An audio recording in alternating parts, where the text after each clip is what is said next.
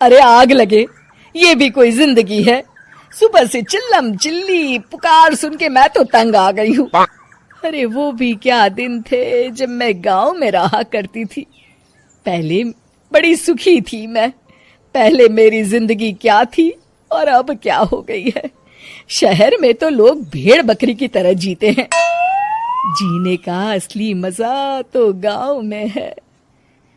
क्यों, क्या हुआ माँ जी? आज गांव की बहुत याद आ रही है आपको? अरे हाँ बहू, शहर का जीना भी कोई जीना है।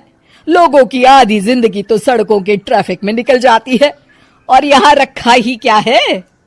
एक बात कहूं, दिल्ली शहर अब पहले जैसा नहीं रहा। क्या माँ, जब देखो गांव के गुणगान गाती रहती हो। ठीक है, इस बार ना बच्चों के कॉलेज की छुट्टियों में हम सब गांव चलेंगे, ठीक है? हाँ, ये ठीक है। फिर कुछ दिनों के बाद सारा परिवार अपने गांव चला जाता है। अरे वाह, कितनी ताजी और साफ हवा है, कितनी शांति है यहाँ। चल बहू, अब बढ़िया सा खाना बना दे, मजे से आंगन में बैठ के खाएंगे।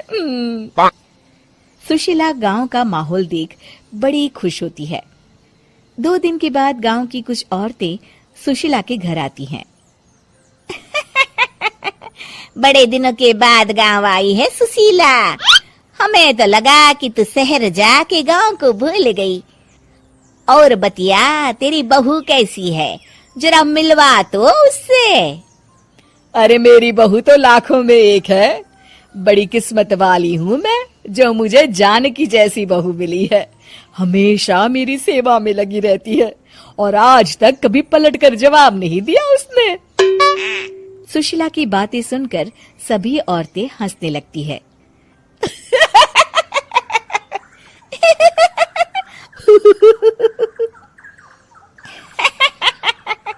अरे कुछ भी बोले जा रही है। तबीयत तो ठीक है? तेरी बहू चांद से आई है क्या? क्यों बहनों, दुनिया की कोई भी बहू अच्छी होती है क्या? सब औरतें ममता की हाँ में हाँ मिलाती हैं। अरे मैं तो कहती हूँ दुनिया की हर बहू सास का खून चूसने वाली डायन होती है, डायन। मैं तो एक बिल में 1000 सांप के साथ रह सकती हूँ, लेकिन अपनी बहू के साथ नहीं रह सकती। हाँ, तूने सही कहा। मेरी बहू तो तेरी बहू से भी 2 कदम आगे है। सब औरतों की बातें सुनकर ममता मन ही मन बड़बड़ाती है। अरे ये गांव सुधर गया, लेकिन औरतें नहीं सुधरी।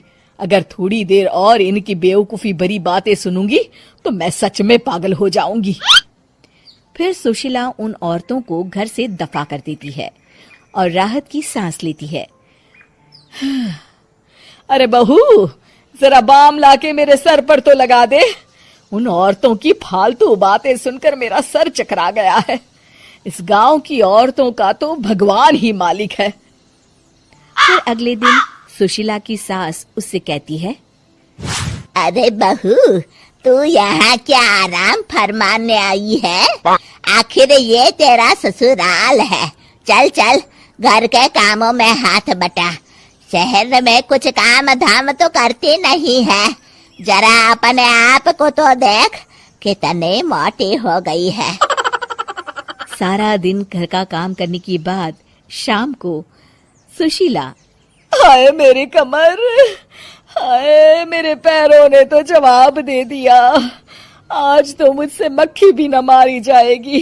अरे बहू, जरा आकर मेरे हाथ पैर तो दबा दे। जी माँ जी, अभी आती हूँ।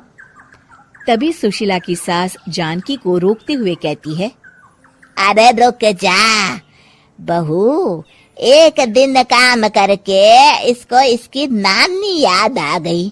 हम लोग तो रोज इतना काम करते हैं, कोई जरूरत नहीं इसके हाथ पैर दबाने की। सुबह तक सब ठीक हो जाएगा। सुशीला अपनी सास की बातें सुनकर हैरान रह जाती है।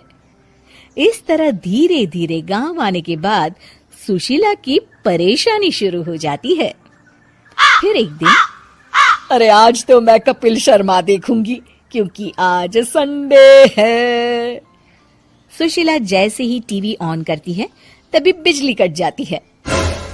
अरे सत्यानाश, इस बिजली को भी अभी जाना था। इतने दिनों से मैं टीवी सीरियल देख नहीं पाई। हमारा देश इतनी तरक्की कर रहा है, अरे पता नहीं ये गांव कब सुधरेगा।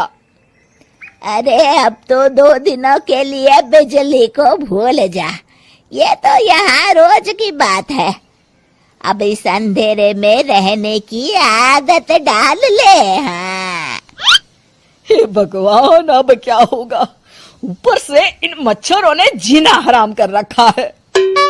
दूसरी तरफ घर के काम कर करके और बिना किसी सुविधा के सुशीला तंग आ जाती है और उसे शहरी जीवन याद आने लगता है।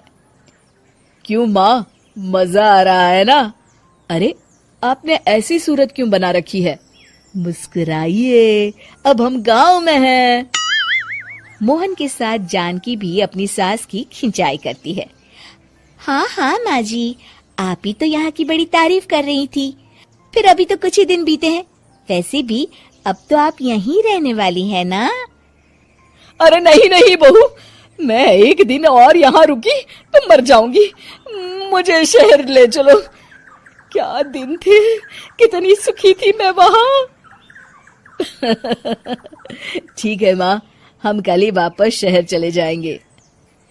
इस तरह सुशीला शहर आ जाती है और फिर कभी दोबारा गांव जाने की जिद नहीं करती।